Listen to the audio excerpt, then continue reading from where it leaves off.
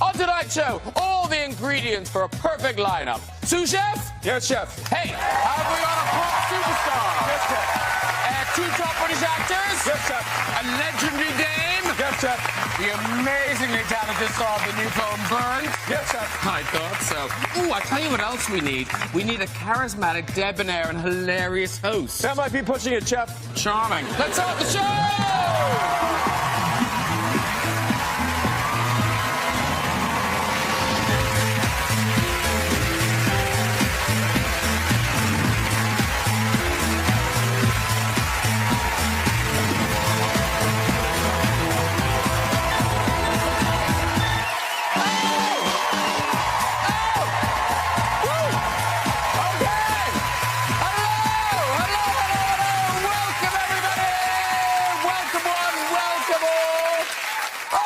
Tell you, all excited about Halloween? Yeah,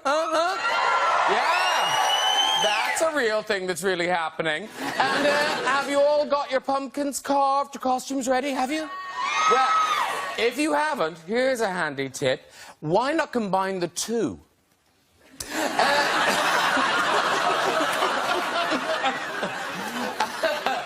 Run! But now, ladies and gentlemen, no tricks tonight, just treats. We've got a really fantastic lineup for you tonight.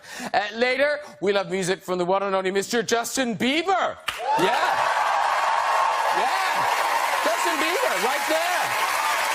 What do you mean? Before that, how fantastic is this? Making her first appearance on a British chat show in 42 years will be Dame Maggie Smith. Yes! It's true. Yes, her last British chat show was 1973. You weren't born, were you? You weren't born. No, still cold, not born. Honestly, she is delighted. You should have seen her face when she heard she was coming on this show. Maggie, we talk about her new film, The Lady in the Van, with her co-star Alex Jennings. But let's get my first guest on. She is the homegrown actress whose Hollywood star has risen with her recent performances in Foxcatcher and American Sniper. Now starring in the new kitchen drama Burnt, please welcome Sienna Miller, everybody. Wow! You look like an Oscar. You look beautiful. Hello, darling. Long time. I'm very well. Haven't seen you. And he's the breakout star of the Hangover movies, who's since received 3 Oscar nominations in a row for Silver Linings Playbook, American Hustle, and American Sniper. It is a warm welcome back to Mr. Bradley Cooper, everybody!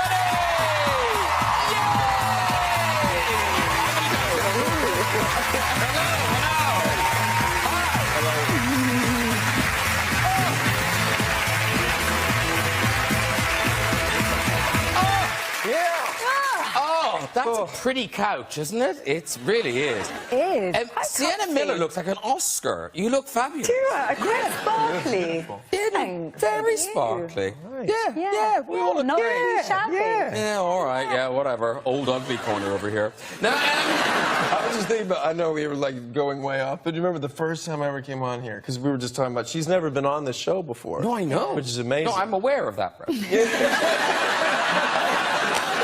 But it is quite, it's a unique environment because it's very, you're very vulnerable, really, because it's, I don't know, it just feels... I feel quite shy. But I remember the first time I was on. Do you remember the first time when Liam Neeson was late and we were on for like an hour and a half? We were out here. What was he doing? He was just late because he was coming from another Rescuing job his or something. daughter. Yeah, exactly.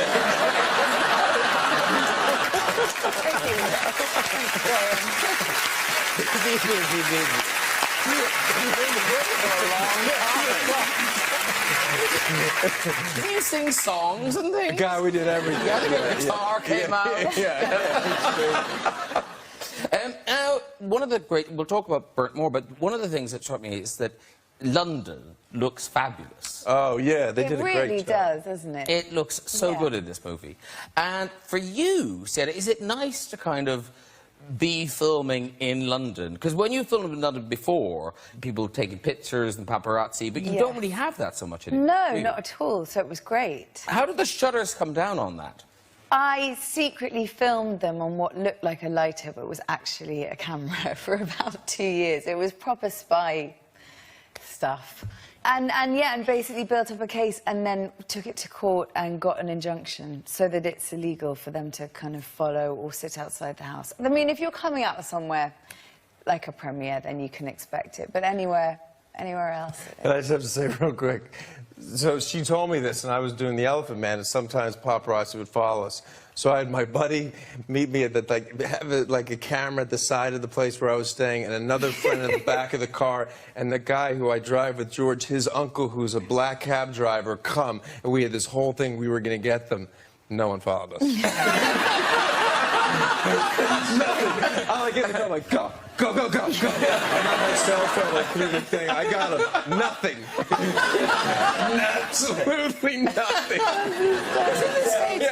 But in the States, you do get bothered, don't you? Yeah, but not that much, you know. It's not that bad. I mean, it's more in Europe or something. Like, if you go on vacation, sometimes you get just murdered, yeah. But there was an unfortunate paparazzi shot. Oh, yeah. Well, the thing is, you have a sixth sense of when you're getting captured. Yeah, this was a couple of years ago, but I do remember being outside.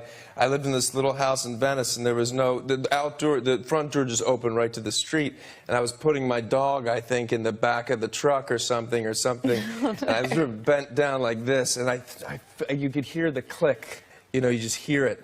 You get used to that clicking sound. I thought, oh yeah, these pants are really they're. Oh, I think my ass is hanging out. and then like you go online, you're like, yep, there they got it. There's mine. No, in fairness, they did. We've got it there. Yeah, there it is. That was the dog. That was my dog trick. Very good. All right, listen, Burnt opens next Friday, which is the 6th. This movie, so it's about a chef, but it is the first film I've seen that I think really captures that kind of stress and how thrilling it is to be in a proper kind of kitchen, a proper catering kitchen. Yeah. I mean, we tried to do that. So in this, you are kind of former wild child who's trying to kind of redeem himself. Yes. Yeah, it's a guy who had a lot of success early on in Paris. He was a young chef, blew it all up, and then you meet him. Has a self-imposed penance in New Orleans where he wanted to shuck 1,000,000 oysters to sort of clear his head. And then go to London and try to basically regain his place in the culinary world. And I worked in kitchens, and I know that you have a lot of experience. Yeah. And we know what it's like. I mean, the pressure is just like nothing else. But this level, this 2 Michelin star, 3 Michelin star, I've never experienced. And we've got to train with some amazing chefs, but that world is just, right? I mean, because you play the protege. A sort of sous chef, yeah. But better than that. Well, I think so. But, but technically, yes. A sous chef with an interesting haircut. Yeah, she showed up. I begged her to do the movie. We were doing American Sniper, and I knew I was going to do this next, and I begged her to do it. And then she showed up on set the first day with the back of her head shaved, tattoos all over, and just sort of like this really tough thing. And it was like, wow, she's just incredible. If you see the movie, she is really like unbelievable. You saw it. Yeah, seriously. She's really unbelievable in the movie. But you're both great in it. Oh, thanks. Yeah. But she really is like incredible. So is he. But the training, is it one of those things? Is it a skill you learn so you can do it in that moment? Or can you now recreate that food in your house? A lot of things go in and out for me. Yeah. You train a lot, you can do it for that time, and then it's kind of gone. What about you? Well, I can cook fish really well because I think I must have cooked about 500 pieces of it during filming, and I couldn't do that before, so that stayed. But I got taught how to fillet a turbot, which sounds like a really inane thing to be able to do. But Until you see the turbot. Until you see what a turbot is, it's like a rhinoceros basically that's been squashed. It's like leather. So it was a really impressive thing to do. So I went off to the farmer's market. I was like, I'll have a whole turbot, please. This is the other day. Took it home and I got there with a knife, and it's a fortune. It's like the most expensive fish. And I just hacked at it, and it was just awful. Got kitchen scissors out. Yeah, it was, yeah. And we My did all the child cooking. started crying looking at it. I was like, shut up! And we were really doing it. There was a functioning kitchen, and all the other people in it were actually chefs in Michelin star restaurants. We were the only actors. So, and we would do like 25-minute takes, and we were actually, and it was crazy. But I do remember, I just thought of this now. So there's one scene where I'm cooking grouse, and they had all this, you know, these birds, and I'm sitting there, and I was leaning up against it, and I thought I have a pretty, you know, I'm okay with stuff, and I was like this, and I thought I was going to faint. I was going to pass out. There was When you something cut the about, head off? yeah, because I had to cut the head off and everything, and I remember, and this is, I stayed after because I wanted to make sure there were no close-ups that weren't my hands. And it was like a big deal, because they're like, okay, fine. I'm like, no, I want to do it. But it takes more time and everything, because I'm not a real chef. Yeah. And then I remember I was like, oh my God, I'm going to pass out. The whole day is going to be gone. So I just was like this, and thank God. And I remember I was just leaning, and I was just, I had the, like, as close as I could, and I was like, and then my hands started shaking, and it was really intense. I mean, it's crazy what they do. Because it's a bit like the fashion world. Because That helped, no right? one else, Whatever this was. You're getting a The full picture show, right yeah. for you, right? Yeah. You really got a sense of it. I had to stand up for that. Yeah. Have you trained as a mime? Because that was pretty incredible there. Comedy dell'arte, let me tell you. I saw the grouse. That was incredible. Listen, let's watch a clip from Burnt. Now, this is you both in the kitchen discussing your philosophy of food. Cooking's an expression of what? Tell me. At its best, of sustaining someone with love. Adam Jones, the Langham, is now one of the best and most interesting places in London to come and eat. Which part of that don't you like, one of or interesting? I don't want my restaurant to be a place where you come and eat. I mean, we should be dealing in culinary orgasms. When's the last time you had an orgasm that was interesting? Remind me never, ever to discuss food with you in public. People eat because they're hungry. I want to make food that makes people stop eating. We're being stupid. Cooking is an expression of who we are, and right now we're 2 stars, both of us. It's a 2-star review. Now, we can keep on cooking and be interesting, but I want people to sit at that table and be sick with longing. And I need you to do it with me.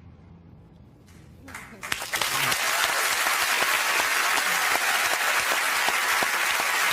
that's huge.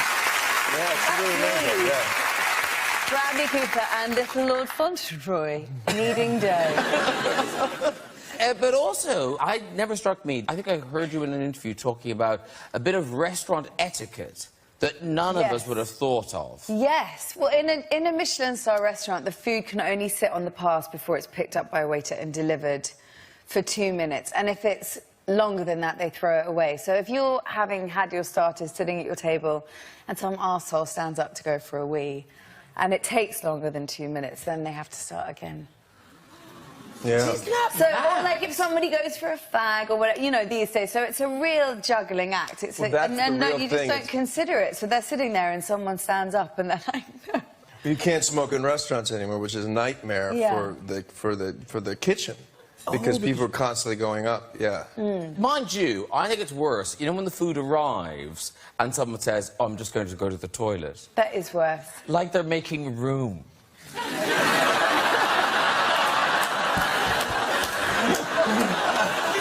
They look at the size of the plate. Yeah. Back in a minute. I can gauge it now. I wasn't sure what I was getting. This requires a toilet trip. Oh, my God. And Now, the thing I want to know, is it true, the thing in the film, or are we allowed to say this? Say it. The thing about how you can spot the inspectors. How you it's even more crazy than that. Yeah, I mean, the fork maybe is a little general. But they have, in certain kitchens, they have actual, like, mug shots, like, all these photographs of people that who they think are part of the Michelin Guide. So they're constantly looking at. It's unbelievable the depths to which they go through. It's really hard for them to know. There are still, and Mario Batali was saying, he's like, it's still such It's harder in America, but in Europe, it's easier. Is it the same guys who go all around Europe? There's like, I don't know, there's like 40 or 50 of them or something like that. Wow. Yeah. And so the thing... I kind of made that number up. Yeah. That felt right. I believe you. I was there. That's what was I scary. was there. But the putting the fork under the table, explain that to them. Well, it's this idea of that they'll put like a fork under the table to see if anybody notices it, all these little things. But they don't drop the fork. No, they'll place it under so you don't notice it, and then see if you... to see to see if they'll notice, oh, there's a missing fork, where is it? Wow. But don't try that at Nando's, I imagine it was... Now, we've all... What is Nando's? I don't even know. It's like a chicken bake. I'm at Nando's, bro. Nando's is a thing here, but you don't have it in America. Oh, you'd love it, though. He would like it. What is it? It's like chicken. A lot of chicken. Yeah. Chicken place? Chicken done several ways. I like that. That could be on their poster right? now. Sienna Miller, it's like chicken. Yeah. Because we all worked in a restaurant. Were you a waitress, Sienna? I was for a day. Oh, only a day? Yeah, it didn't go well. Oh, what happened? I had several very short-time jobs. That was, some man was inappropriate and I accidentally, / on purpose, poured pasta on his lap. Oh, don't mess with Sienna. I know. That's good. Yeah, it was all right. Yeah. And what happens then? Do you just walk out or do you... It was a mutual... It didn't work. Yeah. For either of us. Because you were a busboy away. I was everything. Yeah, I was a busboy when I was 15 at a Greek restaurant, and then I was a prep cook at an Italian place between high school and college, and then through college I was the worst waiter in the world. Horrible waiter. Were you genuinely bad or you just Genuinely hated? bad. No, I was bad. So much so that I remember the guy who hired me was like, his friend, Bradley, you are literally the worst waiter I've ever seen, but you have sad eyes, I will keep you. And you know what? You know what's so funny? Like, I'm still friends with him, and he's the manager of this restaurant called Cafe Milano in Washington, D.C., and I see him all the time. Oh, wow. But in the film you do speak French. In Burnt, yes. And you speak French as well. I speak a line of French, but he can actually speak fluent French. Yeah, ooh la la. And that's because, didn't you study there when you... I did, yeah. When I was spring semester of my junior year in college, I went to the South and studied there. So how would you urge people to go and see Burnt in French? That was good, already very French. You're in it.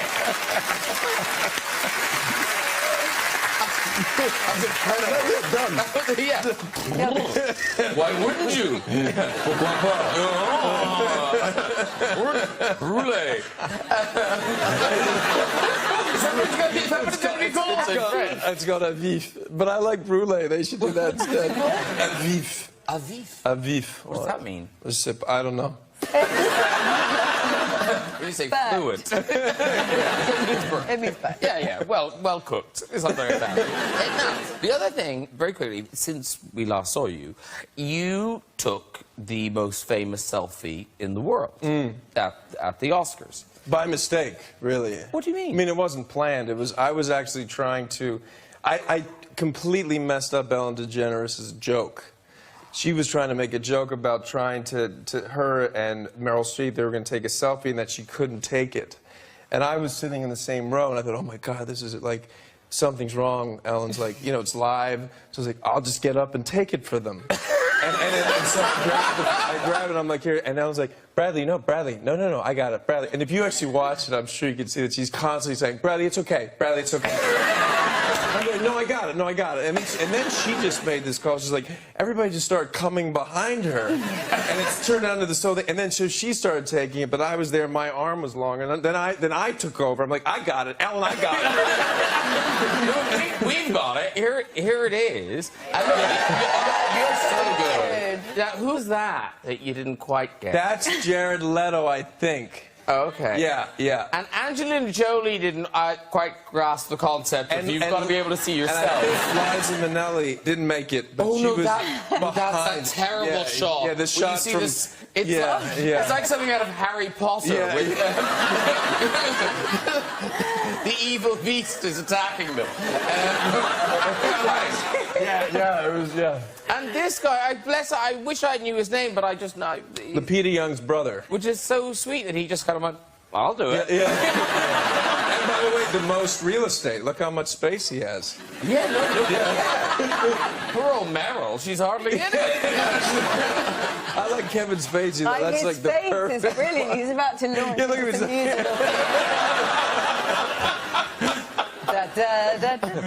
I found my space and my light. So, selfie, the whole selfie thing, it's really, that was kind of the most famous. Right. And now, of course, selfies are everywhere and everyone takes selfies. Now, there is a new sort of selfie. Are you aware of this thing, nutscaping? No, but I can't wait. No, what's that? Do you know what nutscaping is? No. Okay.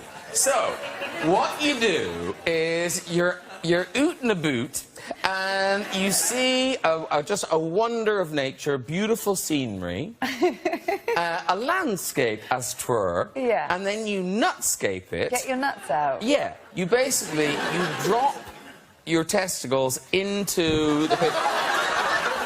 So, a picture paints 1,000 words. This is the website, Nutscape. So that's it right there. That's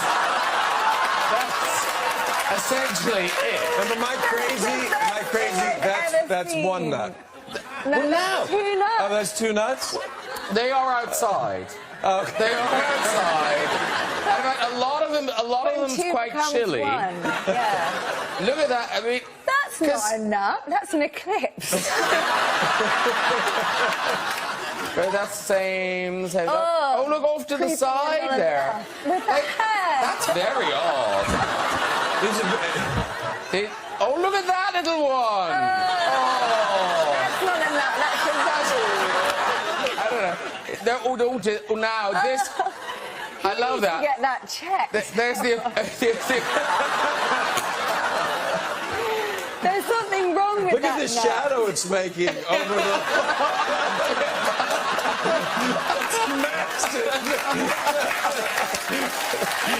It's amazing. Where's my favorite one? Oh, look at the hair on that one. Look, those cows. Those cows. What do we know? Cows. Where's my favorite one? My favorite one is so beautiful. It's it's incredibly artistic. Check that out. Wow. That's your nutscape right there. That is beautiful. Listen, it has been absolutely lovely talking to both of you. Good luck with the movie Burnt. It opens next Friday. Ladies and gentlemen, please thank Sienna Miller and Bradley Cooper!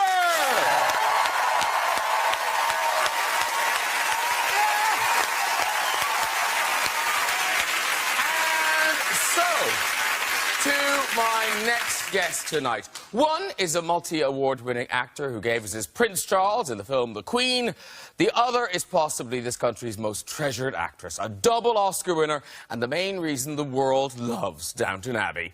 They're currently starring together in a big screen adaptation of Alan Bennett's The Lady in the Van. Here they are in action. Put the van in your drive? That never occurred to me. I don't know. It might not be convenient. No, I've thought it over. Believe me, Miss Shepherd, it's all right, just till you sort yourself out. But not convenient for you. Convenient for me. You're not doing me a favour, you know. I have got other fish to fry. A man on the pavement told me if I went south of the river, I'd be welcomed with open arms. Ladies and gentlemen, please welcome Alex Jennings and Dame Maggie Smith.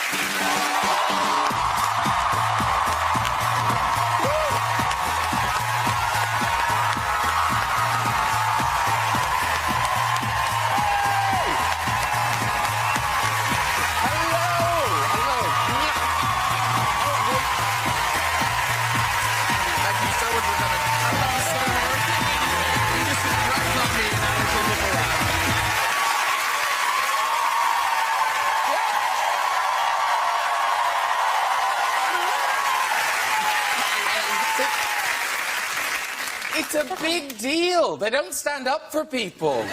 Did they stand up? They did. Not all of them, but some of them did. Yeah. The ones that could did. Well, thank you. Thank you, thank you. No, we're thrilled. We never thought this day would come. No, neither did I. It's a long time since the last one. And Alex Jennings, sorry I'm ignoring you. Hello. I was... hello. You're both so good in this film. Oh. You are both terrific. It's really fantastic. The Lady in the Van, it opens on the 13th of November. Which is a Friday. I say no more. And we get in that clip, we've kind of got the idea that you are the lady in the van. Yeah. But Miss Shepherd was real. Miss Shepherd was very real. And very scary, I think. Very, very frightening.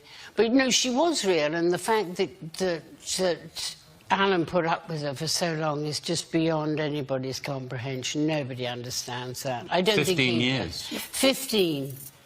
She was in that van outside his window. Yeah, because the film begins with him describing the smell. Oh, don't.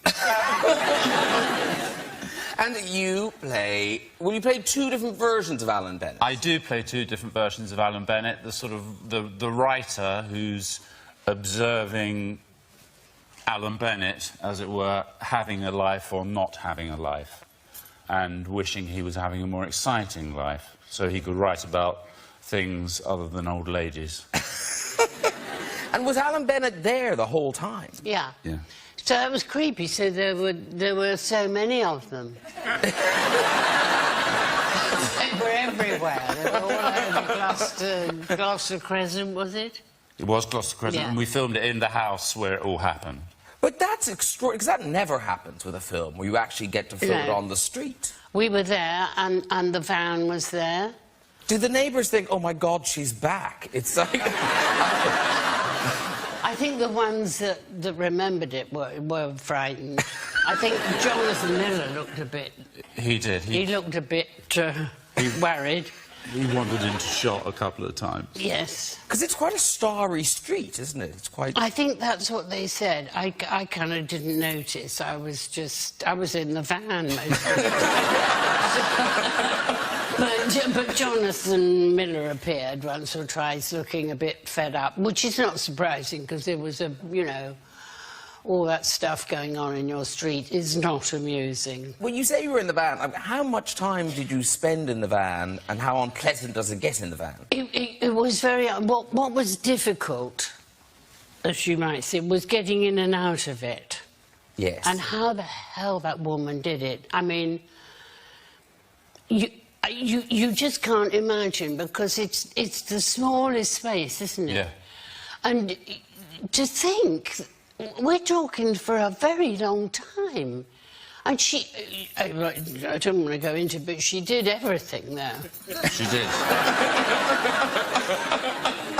Go no further, but she did. She did everything. Over the course of the filming, apparently, I think you were saying, Alex, that the van was shared. Yes, there was... So we were filming in Alan's house, and the van was back in the street. And it was disgusting. I mean, it was full of old bits of old vegetables and It was horrible. It was horrible. sanitary ware hanging Oh, up to don't. dry. And It wasn't mine, it was Miss Shepherd. it was.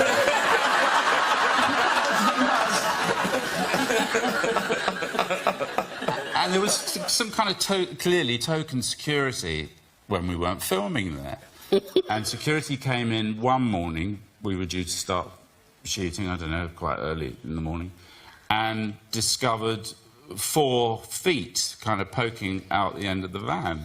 And 2 Camden Town revellers had broken into the van and spent the night in it. And they got rid of them, cleaned the van out of all this stuff, cleaned it, put it back before she came on set. She. And didn't tell Maggie. They didn't tell me, they didn't dare. Everybody was Don't tell sworn to Maggie. secrecy. Don't tell Maggie, don't.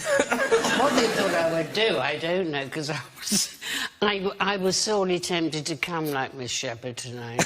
Awful thing of what should I wear, and I feel sort of haunted by her because she lived in Storrington, which is quite near where I live. I lived in the village next, or the little place next. They sort of...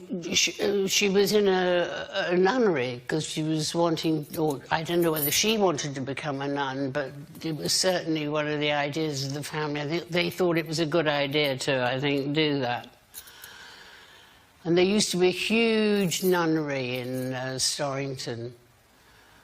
And when I go in there, which I do sometimes, I go to Waitrose and various things, and I always think, oh, I wonder what it was like when she was here, you know, as a sort of young person, and it's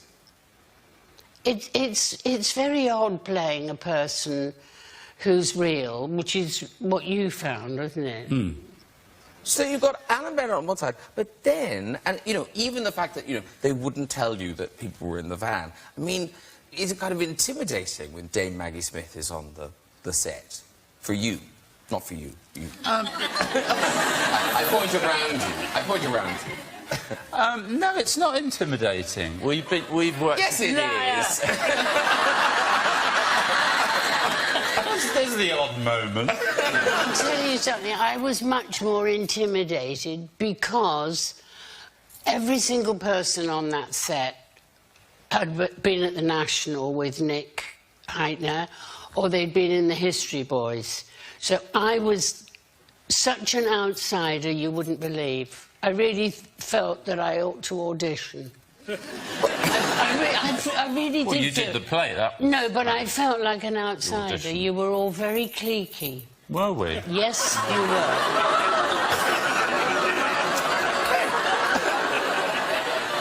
And it made me feel very, very not welcome.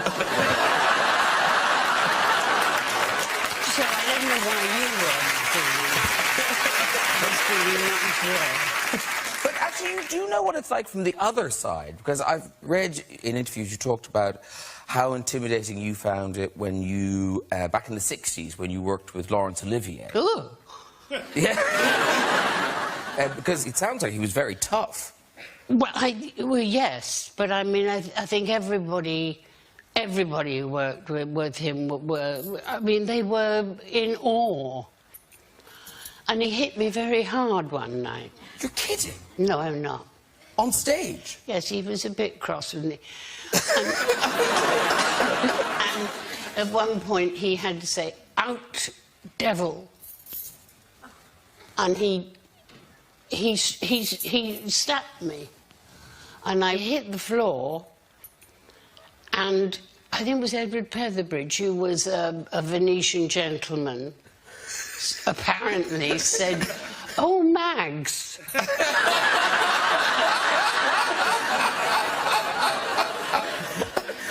But I don't remember, because I literally went out, and I remember saying, Well, I did see stars at the National Theatre. I really did.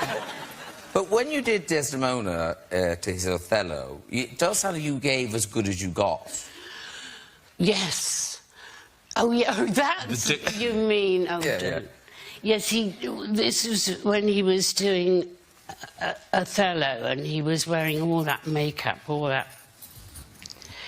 And I used to stick his eyelashes on for him, because he had these great big eyelashes. And he said...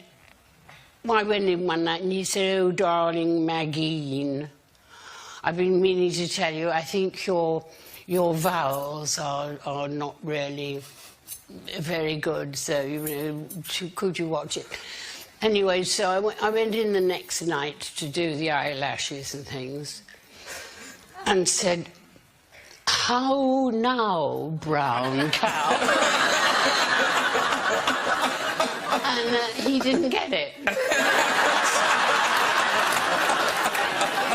But you asked me what it's like, you know, being with Maggie is, you know, it's working with the best, because she is the best. She's the best. I know that's not true. So and before you film or before you go on stage, you're getting, like, fantastic nuggets about Noel Coward and Laurence Olivier, or being taught Polari by Kenneth Williams, or working with Betty Davis. Yeah. And she's really naughty as well. But the thing is, you have had this extraordinary career, and, you know, I mentioned the Oscars in the introduction and things, but Harry Potter, weirdly...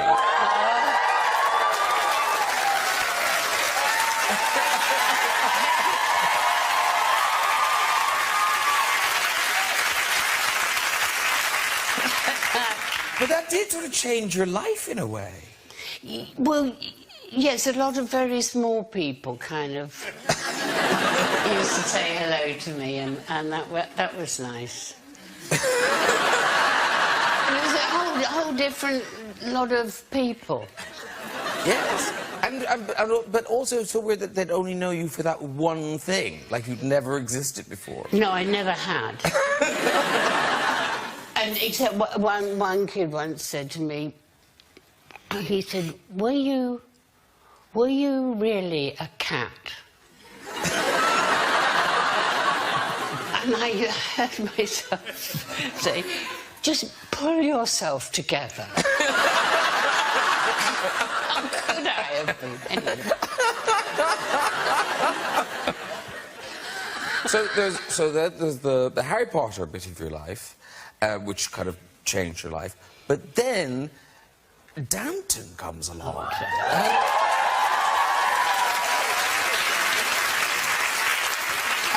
Is that one of those things where you thought you were famous till you were in Downton?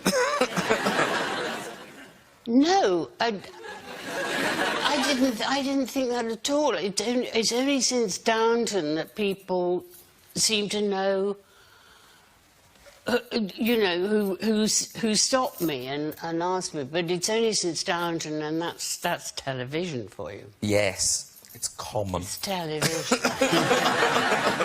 But funnily enough, I was in Waitrose in Storrington, my favourite. And a little boy was at the checkout with his mother, and he kept looking at me. And I thought, what am I going to do about it? And he kept looking at me and looking at me. And I said, can I help you? And he said, it's all right, it'll come to me in a minute. I thought it was so sweet.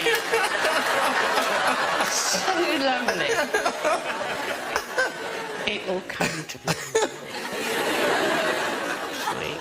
But the people coming up to you now, like, because apparently Americans are very, well, you know, they're not shy Americans. No, well, no. No. But I don't go anywhere, really, where they can get at me.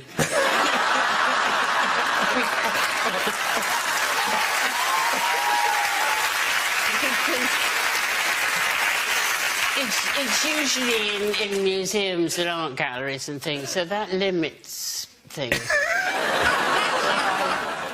I keep away from there, and Harrods I don't go near. So are you, in a way, sort of glad that Downton's over? Oh, yeah. No, I really am. No, because, honestly, she was about... By the time we finished, she must have been 110. So I couldn't go on and on and on. I couldn't. It just didn't make sense. Alex, I know you're a big Downton fan. I am. I shout at it a lot. You haven't seen it, I do, yeah, we watch it, and we shout at it, because I'm not in it. Have you ever watched Downton?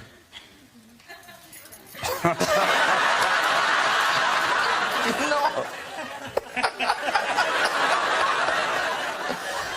I've got the box set.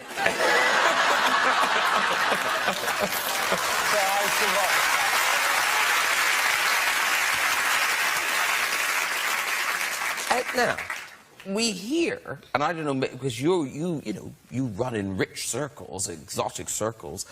Have we had a good authority that the actual Queen watches Downton Abbey? Because we hear that she's a fan.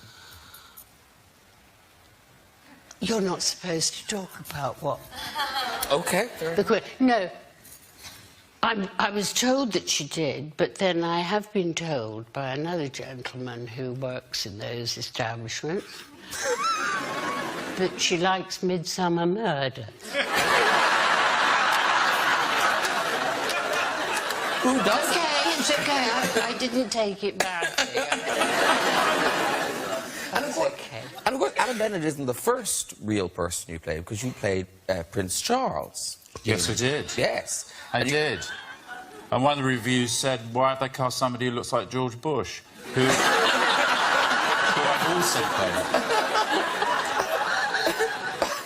But you know Prince Charles, don't you? Well, I wouldn't say I know him. I mean, he's the patron of an actors' charity that I'm kind of involved in. Oh, yeah. Yes. You're in love with him. Look at you. That's the funniest thing anyone's ever said. Give me an OBE. Yes, he hasn't seen The Queen, I know. For sure. Yeah, I mean The Queen, the film. The Queen. Not She's seen his but but his wife has. She Do you like it? She did like it, yeah. She asked me, she said, what was it like playing my husband? Oh. What a terrible flirt. Yeah, she was quite twinkly. She's very nice. She's very good news, I She's think. really very, very good. And actually, talking about it, clearly, you are Dame Maggie Smith. We know that. But I'm not that when I'm working. Oh, so on a poster it will just say... No, it just says... yeah, because you don't use it professionally. Okay. But unless you're... Who is it? Sir King Bensley. Yeah.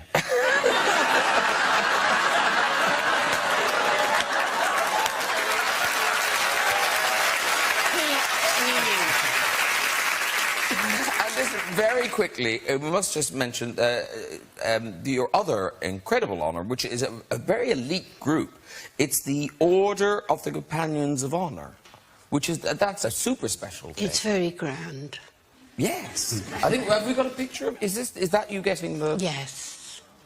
Good hat, isn't it? It's a very good hat. Yes. Good hat, good shoe, good dress. Yeah. Good hat. And how does that happen, if you know what I mean? How do you join that very elite group? Well, it sort of happens when people die. You take their place. Oh, I see. Oh, right. So there aren't many of them. Oh, I see. So there's a fixed number. There's a fixed number, so if they just hang around a bit, there'll be another vacancy.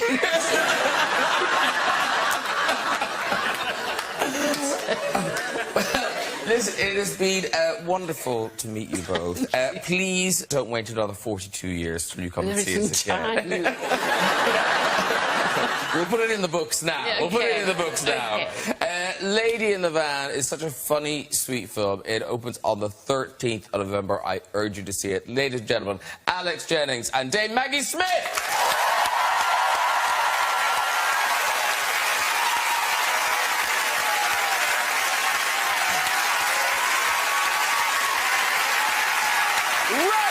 It is time for our musical guest tonight. This man went from YouTube sensation to bona fide global superstar. Believers rejoice, he's back with his brand new #1 hit single, What Do You Mean? Please welcome Mr. Justin Bieber!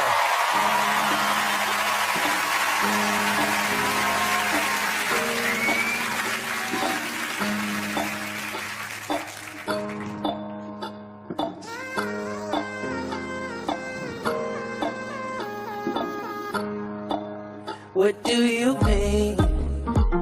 Oh, when you nod your head yes, but you wanna say no. What do you mean? Hey, you don't want me to move, but you tell me to go. What do you mean? Oh, what do you mean? Said you're running out of time. What do you mean?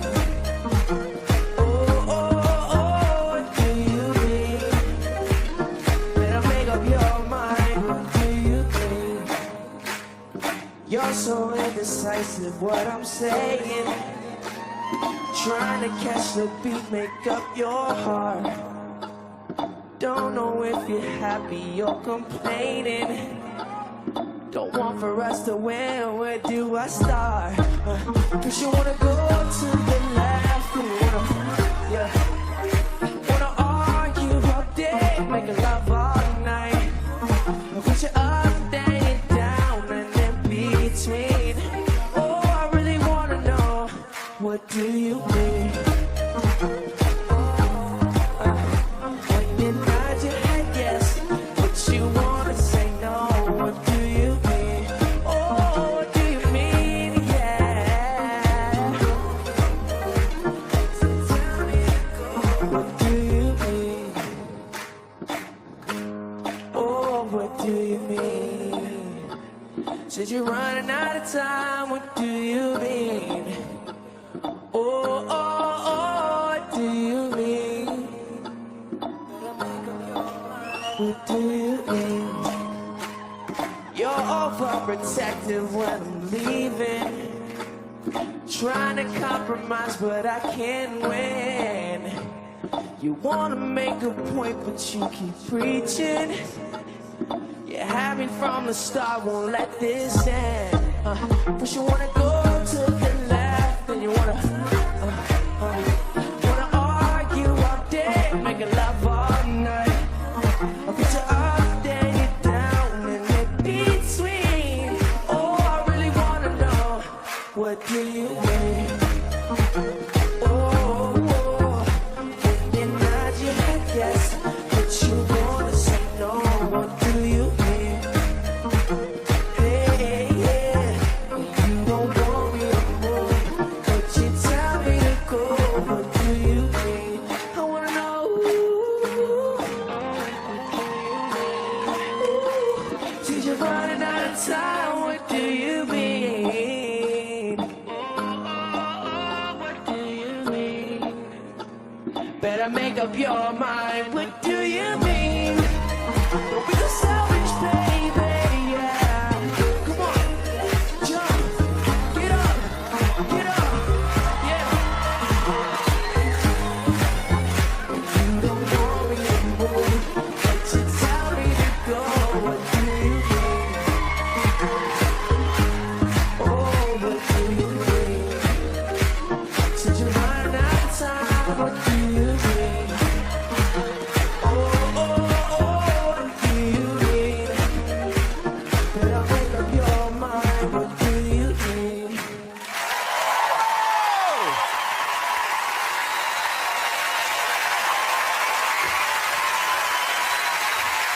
Mr. Justin Bieber, everybody!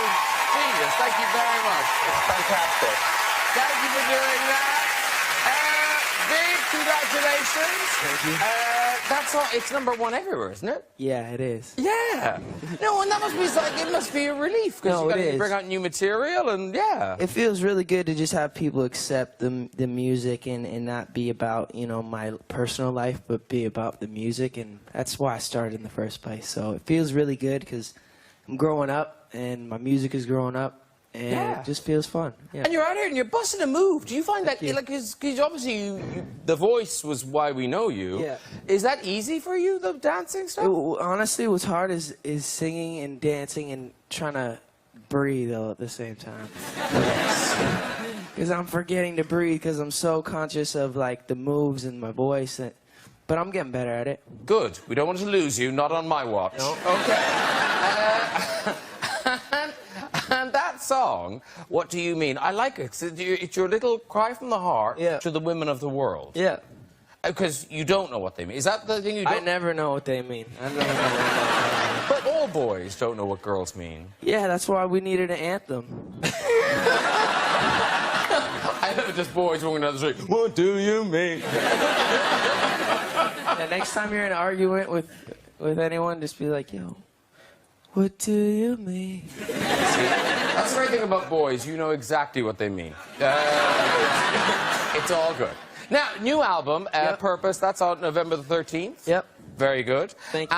Yeah, no, it is. Hey, that's the single. And presumably you'll come back and tour with this, won't you? Yeah, I'll be back. I'm going to actually come back to London and tour here as well. Oh, excellent. Please come and see us again, Justin. We love having you here. Oh, thank you so much. Justin Bieber, everybody! Listen, it's been a packed show, so no time for red chairs tonight. Just time to say thank you to all my guests tonight. Justin Bieber, Randy Cooper, Sienna Miller, Alex Jennings, and Dame Maggie Smith. Join me next week with pop star Ellie Goulding, National Treasure Julie Walters, rapper 50 Cent, Oscar winner Kate Winslet, and the mighty Michael Fassbender. I'll see you then. Good night, everyone. Bye-bye.